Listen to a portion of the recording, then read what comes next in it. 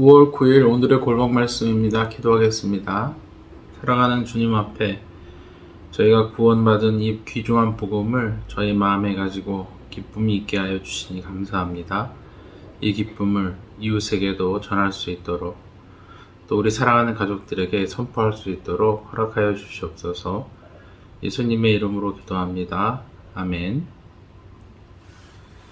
하나님의 말씀은 사도행전 5장 17절에서 25절까지 말씀입니다.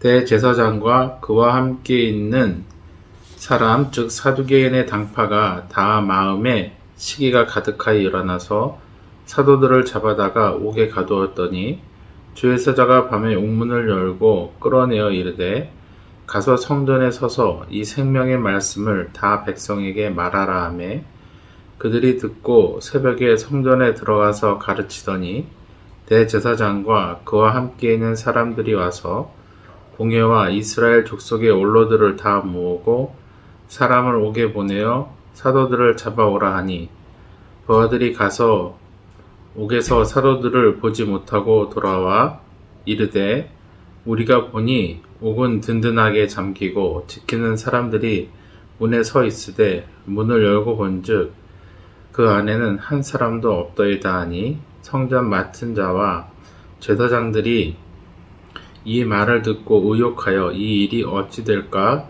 하더니 사람이 와서 알리되 보소서 옥에 가두었던 사람들이 성전에 서서 백성들을 가르치더이다 하니 성전에서 예수님이 구세주라고 선포하면서 예수님을 죽이려고 하였던 이 대제사장들과 사두개인들에게 위험을 산 제자들은 결국 그들에 의해서 잡혀가고 말았습니다.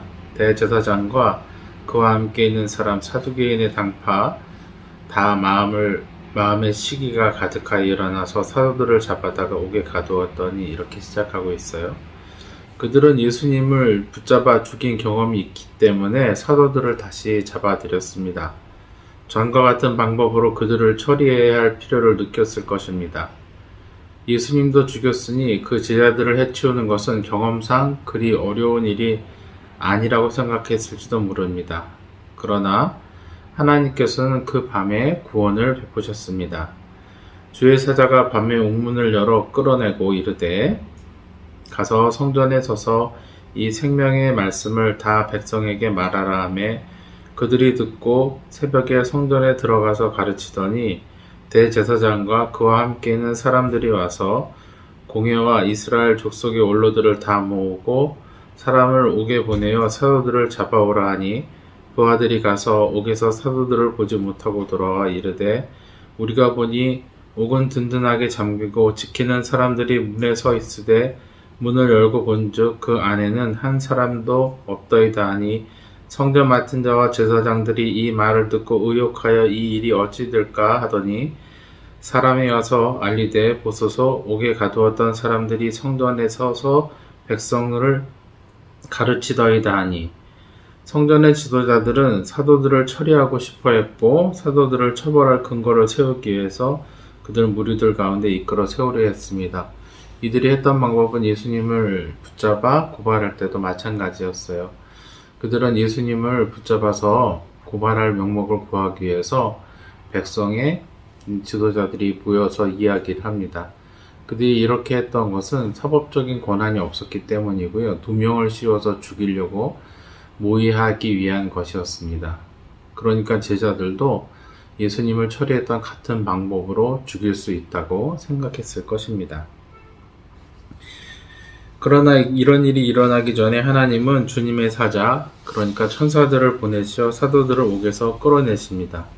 그리고 복음을 분명하게 전하라고, 그것도 성전에서 전하라고 말씀하십니다. 하나님의 사랑이 드러나고 예수님을 증거해야 되는 성전에서 선포되어야 될 것은 예수께서 그리스도라는 복음이기 때문입니다.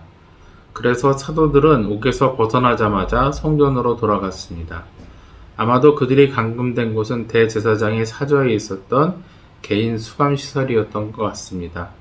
그들은 새벽에 성전에 들어가서 예수님이 그리스도라고 선포하였고 사람들은 예수님을 죽인 그 일을 회개하며 하나님께로 돌아왔습니다. 하나님의 말씀이 선포되자 하나님의 교회는 여전히 주님의 말씀을 전하고 가르치고 선포해야 될 그 일을 잘 할 수 있게 된 것입니다. 그리고 그들은 이런 일상을 한 번도 포기하지 않았습니다. 잡히고 또 협박을 받으면 도망을 가거나 다른 곳에도 갈 법한데 그들은 하나님이 성전에서 가르치라는 그 말씀을 듣고 순전히 받아들여서 그들이 다시 잡히거나 위협을 받을 수 있는 성전으로 돌아간 것입니다. 반면에 사도들을 심판하기 위해서 호송하러 왔던 사람들은 사도들을 찾지 못해서 당황했고요. 대제사장과 사두개인들과 장로들 그리고 그 의회의 회원들 앞에서 그들이 없어졌다고 말할 수 있을 뿐입니다. 그리고 한참 뒤에 다른 사람이 와서 제자들이 성전에서 하나님의 말씀을 선포하고 있다는 것을 알고 그들에게 말하였습니다. 우리는 이 숨길 수도 없고 감출 수도 없는 복음을 분명히 주님께서 전하라 하신 자리에서 전해야 될 책임이 있습니다. 주님은 너희는 온 천하에 다니며 복음을 전하라고 복음서에서 말씀하셨습니다. 그러므로 우리는 온 천하에 복음을 전하라는 주님의 명령을 따라서 그 복음에 순전한 일꾼 되어서 전하는 일을 잘 감당해야 될 것입니다. 때로 고난이 닥쳐도 주님께서 이끌어 주실 것이고 때로 피할 길이 없어도 결국은 천국에서 그 선포될 복음을 맞이할 것이니 소망을 잃지 말고 복음의 소망을 전하시는 저와 여러분이 됩시다. 기도하겠습니다. 사랑하는 주님 앞에 나옵니다. 주님께서 우리를 건지심도 우리를 살리심도 주의 복음이 온 세상에 전파되어 우리가 복된 날을 맞이하기 원하시는 것이오니 저희가 순종하여서 어떤 어려움에도 포기하지 아니하고 주의 복음을 곱게 전하게 하여 주시옵소서. 우리를 모든 위협과 죄에서 건지신 우리 주 예수 그리스도의 이름으로 기도합니다. 아멘.